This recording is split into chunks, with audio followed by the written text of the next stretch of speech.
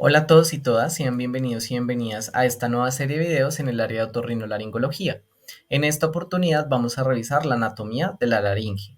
Recuerden que en esta serie de videos estamos revisando la estructura de órganos y sistemas muy importantes en el proceso de fonación, de deglución, también de respiración y vamos a dar continuidad con la laringe.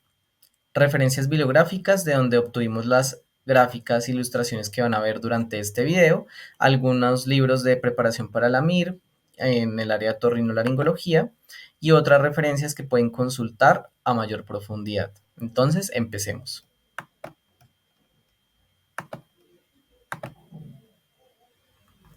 Muy bien, iniciemos con la anatomía de la laringe.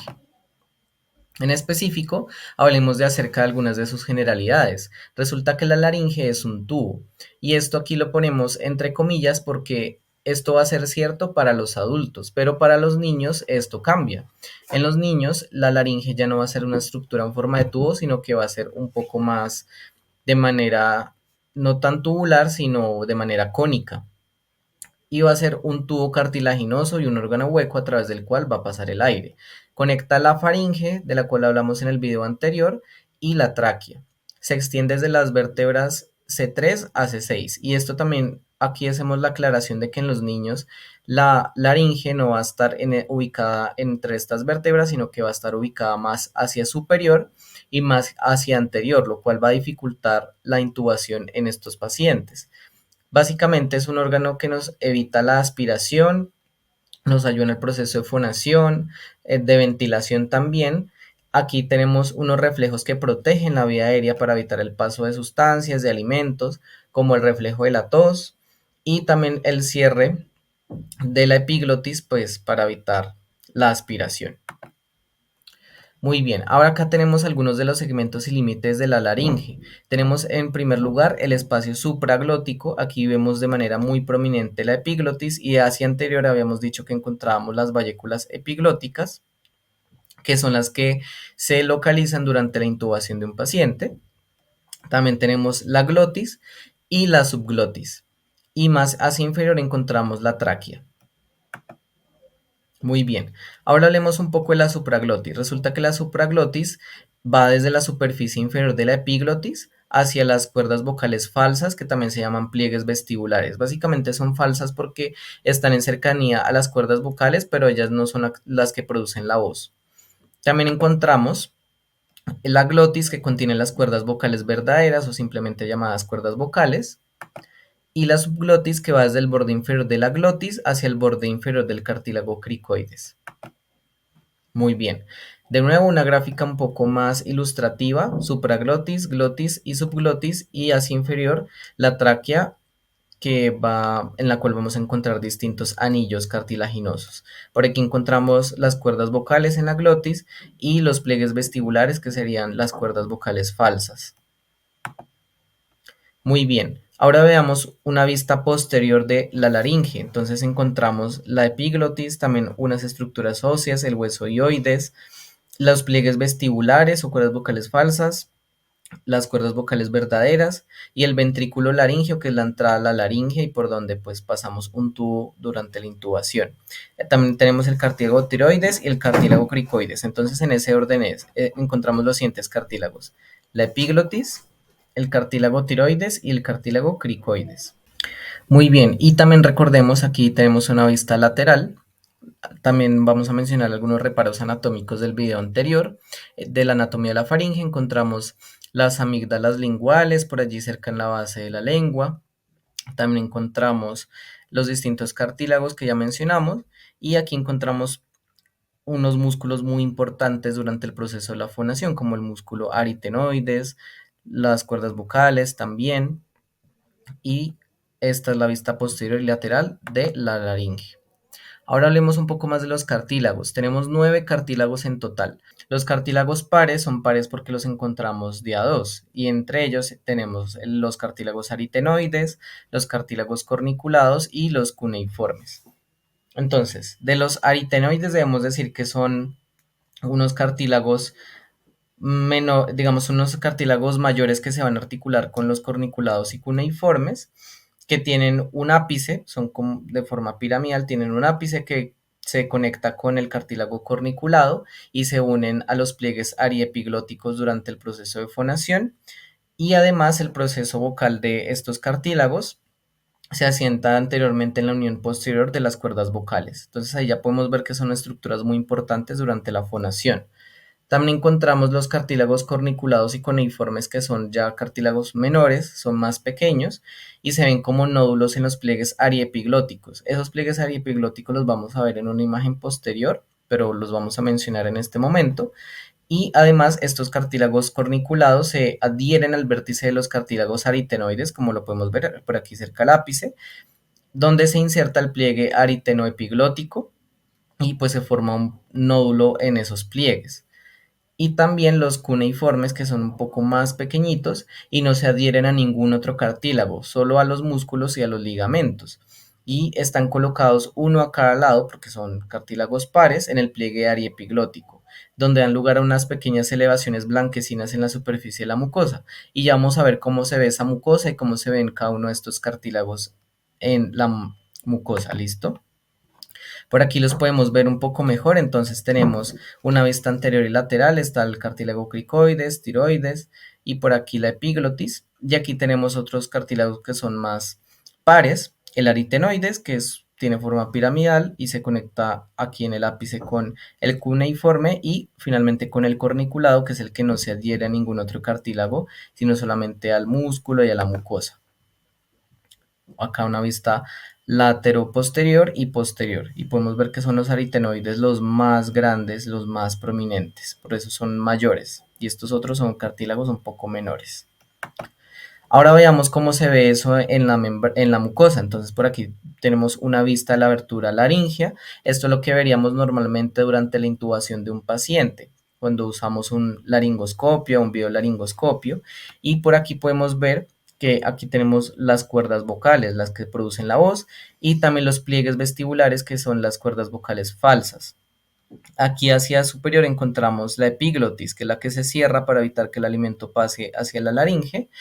Y aquí ya podemos ver los repliegues de mucosa. Por aquí está el cartílago cuneiforme y el corniculado, pues que aparecen como prominencias blanquecinas, que fue lo que mencionamos antes, como lo podemos ver aquí, a uno a cada lado, y que van a permitir una serie de movimientos que nos abren o nos cierran las cuerdas vocales. Por aquí también encontramos los cartílagos impares, y son impares porque solamente se encuentra uno. Entonces tenemos el cartílago tiroides, el cartílago cricoides y la epiglotis. En orden serían epiglotis, tiroides y cricoides. Algo que decir acerca del cartílago tiroides en específico, digamos que va a estar formado por unas láminas lisas que se unen en la línea media y forman algo que se conoce como la manzana de Adán, que va a ser mucho más prominente en los hombres. También tenemos la epiglotis, que parece literalmente una hoja y ya la hemos visto a lo largo de la presentación, y esa es la que se cierra para evitar el paso del alimento a la vía aérea. Está situada entre el hueso hioides, que está por aquí, y la parte dorsal de la lengua por delante y la entrada de la faringe por detrás. ¿Listo? Y el cricoides, que está debajo del cartílago tiroides, tiene forma de anillo de sello, y pues tiene una lámina en forma de sello que está mirando hacia atrás, que rodea pues toda la laringe. Es un círculo completo de cartílago y se une superiormente a través del ligamento cricotiroideo pues al cartílago tiroides, y su fuerza y grosor son necesarios para mantener unida la vía respiratoria superior e inferior. Muy bien, ahora hablemos de esos ligamentos, porque pues estos cartílagos también se tienen que unir. Tenemos en primer lugar la membrana tiroidea. Como su nombre lo indica, pues es una unión entre el hueso hioides y el cartílago tiroides. Básicamente es una amplia hoja fibrosa de tejido que conecta pues estas dos estructuras. También tenemos el ligamento hioepiglótico, que de nuevo, como su nombre lo indica, pues es una unión entre el hioides y la epiglotis, que es esa lámina en forma de hoja, es ese cartílago impar tan importante. Conecta la superficie anterior de la epiglotis, es decir, por aquí tenemos las valléculas epiglóticas, las conecta con el borde superior del hueso hioides y protege la laringe supraglótica. Y finalmente pues tenemos el ligamento cricotraqueal, que conecta también el el cartílago cricoides con la tráquea específicamente. Esos son los llamados ligamentos extrínsecos de la laringe. Ahora hablemos de los ligamentos intrínsecos laringeos. Entonces, en primer lugar, encontramos algo que se llama la membrana cuadrangular. Básicamente, la membrana cuadrangular es delgada y se extiende desde el borde lateral de la epiglotis, como lo podemos ver por aquí, y se va a unir a los márgenes anterolaterales del cartílago aritenoides, que era el cartílago base en forma de pirámide, y de esta membrana cuadrangular nace algo que se llama ligamento vestibular. Aquí en esta vista posterior podemos ver un poco mejor la membrana cuadrangular en color verde. Ahora sigue el ligamento cricotiroideo y este también tiene una correlación anatómica muy importante y clínica. El ligamento cricotiroideo conecta el borde inferior del cartílago tiroides al borde superior del cartílago cricoides y está compuesto por los ligamentos cricotiroideos mediano y lateral. Básicamente, este ligamento va a ser muy importante porque a través de él podemos realizar una incisión a través de la cual se hace una cricotirotomía, que es una forma de asegurar la vía aérea de manera quirúrgica, en casos en los cuales la intubación orotraqueal esté contraindicada, por ejemplo.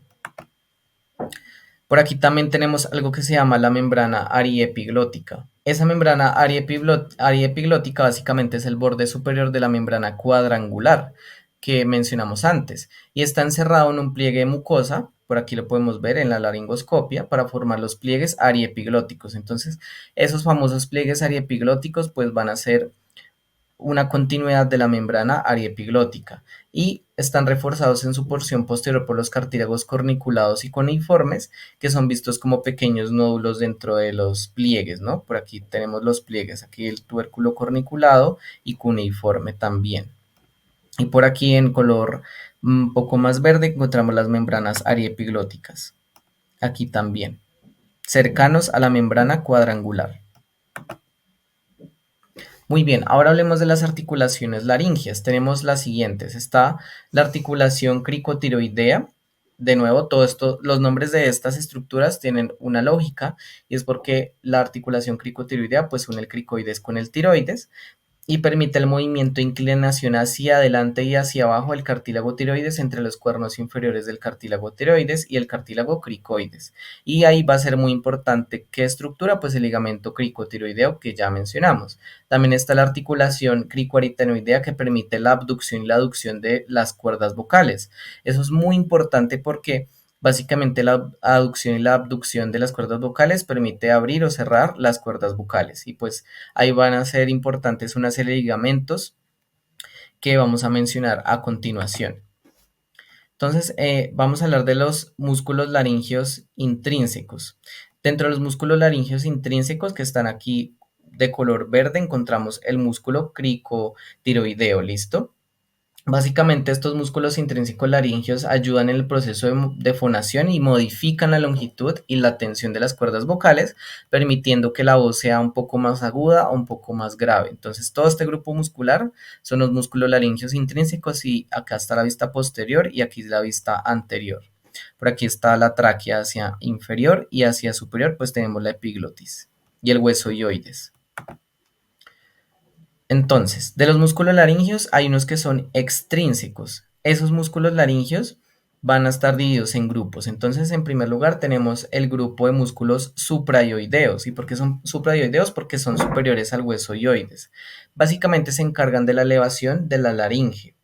¿Listo? Y pues son muy importantes durante la fonación y durante la deglución. También tenemos un grupo de músculos infraioideos debajo del hueso hioides que son muy importantes para deprimir la laringe y eso es importante para la protección de la vía aérea. ¿Listo? Y también tenemos el músculo estilofaringeo que también es otro elevador de la laringe. Entonces de los supraioideos tenemos el músculo digástrico, genioideo, digástrico también por aquí en la vista posterior y el estiloioideo. Y de los infraioideos tenemos el tiroioideo porque pues va del cartílago tiroides hacia el ioides, el homoioideo y el esternoioideo. Por aquí también encontramos un poco más la vista posterior de otros músculos laringeos. En este caso ya no estamos hablando de los extrínsecos sino de los intrínsecos. Entonces empezamos por el músculo cricoaritenoideo. Por aquí está en color verde. Esto va a ser muy importante para la abducción de las cuerdas vocales, es decir, abre las cuerdas vocales, abre la glotis y permite el paso de aire. Aquí está la vista posterior y también la vista lateral. Digamos que este músculo cricoaritenoideo tiene una función doble. Permite tanto la apertura de la glotis como la abducción o cierre de la glotis. Por eso es que tiene diferentes fibras, unas que cierran y unas que abren las cuerdas vocales. Entonces, en específico, de este músculo cricoaritenoideo, pues hay unas fibras transversas que se encargan de este proceso de aducción de las cuerdas vocales. También tenemos el músculo oblicuo aritenoideo, que va a ser muy importante también en la aducción de las cuerdas vocales, es decir, cerrar la glotis. Y de nuevo, pues tiene una función doble. Las puede cerrar, pero también puede ayudar a relajar las cuerdas vocales y bajar el tono de la voz. O sea, solamente la cierra, relaja y baja el tono de la voz. Y tenemos por último el músculo vocal. Ese músculo vocal es a el que algunos autores también consideran que son las cuerdas vocales en específico. O sea, puede encontrarlo como un músculo directamente como las cuerdas vocales, y algunos autores consideran que este músculo vocal está compuesto por fibras del músculo tiroaritenoideo. Y lo podemos ver por aquí, está en cercanía con los pliegues vestibulares, que son las cuerdas vocales falsas. Aquí en específico en la glotis. Dentro de la irrigación de la laringe vamos a encontrar una parte superior que va a estar irrigado por la arteria laringe superior, que es una rama de la arteria tiroidea superior, y esto a su vez es una rama de la arteria carótida externa. La externa, junto con la interna, forman la arteria carótida común. La arteria carótida común va a derivar del tronco brachiocefálico si estamos hablando del lado derecho, o directamente del arco aórtico si es el lado izquierdo, ¿listo? Recordar que el tronco brachiocefálico pues es una unión de la arteria subclavia derecha y de la arteria carótida común. Muy bien.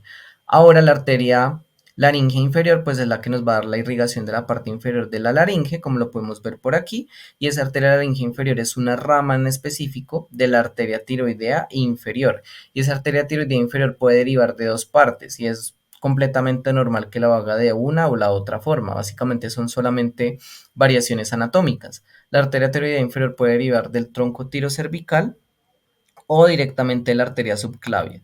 Y aquí lo podemos ver. Entonces aquí está la arteria subclavia y acá hay un tronco tirocervical. Y aquí puede derivar la arteria tiroidea inferior o lo puede hacer directamente la subclavia sin pasar por este tronco tirocervical. Dentro del drenaje venoso de la laringe está la parte superior y la parte inferior. De nuevo, así como en la irrigación, encontramos ya no arterias, sino vena laringe superior y vena laringe inferior. La vena laringe superior es una rama de la vena tiroidea superior, ¿cierto? Como está acá resaltado en color amarillo. Y la vena tiroidea superior es una rama de la vena yugular interna. La vena yugular interna se une a la brachiocefálica para drenar en la vena cava superior. La vena laringe inferior es una rama de la vena tiroidea inferior, ¿listo? Vena laringe inferior, rama de la vena tiroidea inferior, ¿listo? Y pues esta vena tiroidea inferior va a drenar hacia la vena brachiocefálica, y de la vena brachiocefálica pues drenan juntas hacia la vena cava superior también, ¿listo? Muy bien, y por último vamos a hablar de la inervación laringea. La inervación de la laringe va a estar dado por ramas del nervio vago. Entonces en el nervio vago va a haber dos ramas importantes, el nervio laringio superior y el nervio laringio recurrente. El nervio laringio superior tiene dos ramas, el ramo interno y un ramo externo. Entonces aquí, ¿qué va a ser importante? Que dentro de ese ramo interno, que podemos ver por aquí, este ramo interno va a ser muy importante porque va a dar sensibilidad a la supraglotis, a lo que está encima de las cuerdas vocales, ¿listo? Y en cambio el ramo externo va a ser importante para la inervación de motora de los músculos constrictores faringios y el músculo cricotiroideo, ¿listo? Ahora, hablemos del nervio laringio recurrente. Ese nervio laringio recurrente le va a dar inervación motora a todos los músculos de la laringe, excepto el músculo cricotiroideo. ¿Por qué excepto ese? Porque acabamos de mencionar que es el ramo externo el que le da inervación motora al músculo cricotiroideo, ¿listo? Y le va a dar sensibilidad a toda la parte que está debajo de las cuerdas vocales, ¿listo? A la infraglotis. Listo. Ahora mencionar algo importante acerca de estos nervios laringeos recurrentes, y es que el nervio laringeo recurrente izquierdo en específico pasa por debajo del arco aórtico, y por eso el nervio laringeo recurrente es más susceptible a daños porque puede encontrarse con otras estructuras que pueden comprimirlo. Por ejemplo, si tenemos un tumor a nivel de la vía aérea, pues vamos a ver que ese tumor va a comprimirnos ese nervio laringeo recurrente, así como patologías que se encuentren cercanos al arco aórtico. En cambio, el nervio laringeo recurrente derecho no pasa por debajo del arco aórtico y por lo tanto es menos susceptible a daños. Y eso sería todo por el video de hoy. Muchísimas gracias. Recuerden comentar, dar like, suscribirse y compartir.